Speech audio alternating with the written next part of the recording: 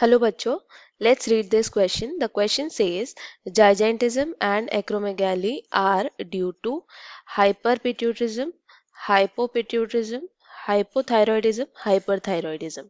So इस question में हमें पूछा है कि gigantism और acromegaly कहाँ से ज़्यादा हार्मोन रिलीज या कम हार्मोन रिलीज होने के वजह से होता है. So what is our key concept? Our key concept here is gigantism and acromegaly.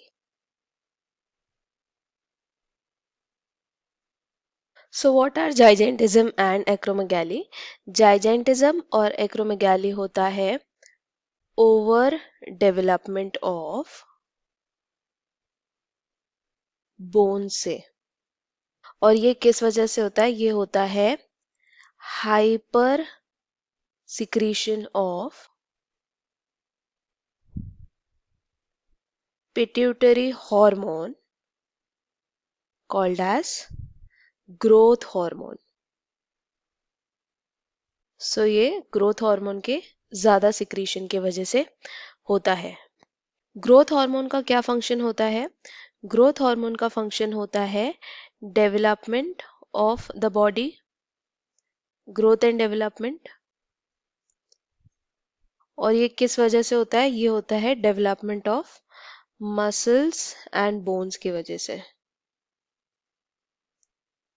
So this is the function of growth hormone. But over secretion की वजह से डेवलपमेंट ऑफ बोन्स ज्यादा हो जाता है. If we talk about a child that has the age जहां पे bone का डेवलपमेंट अभी भी चल रहा है, यानी कि बोन का डेवलपमेंट बंद नहीं हुआ है, in that case over secretion causes the condition called as gigantism, जिसमें height of the child is huge. So height जो है एबनॉर्मली इंक्रीज होती है. So the child is abnormally tall. लेकिन अगर बोन डेवलपमेंट कंप्लीट हो चुका है, यानी कि एक एडल्ट है और उसमें अगर ओवर सिक्रीशन होता है, तो उस कंडीशन को कहते हैं एक्रोमेगैली.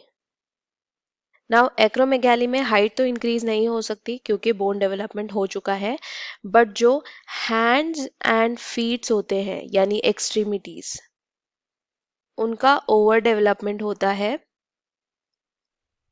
यानी वो abnormally लार्ज होते हैं. And the facial bones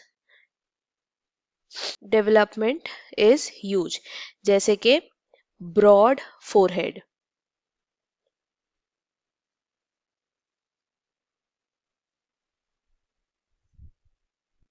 so इस कंडीशन को हम एक्रोमेगैली कहते हैं. So if we talk about how acromegaly has taken place, so gigantism and acromegaly is caused due to the hyper secretion of pituitary gland. तो इस condition को हम hyperpituitarism भी कह सकते हैं. So if we see the options given are hyperpituitarism, next है hypopituitarism.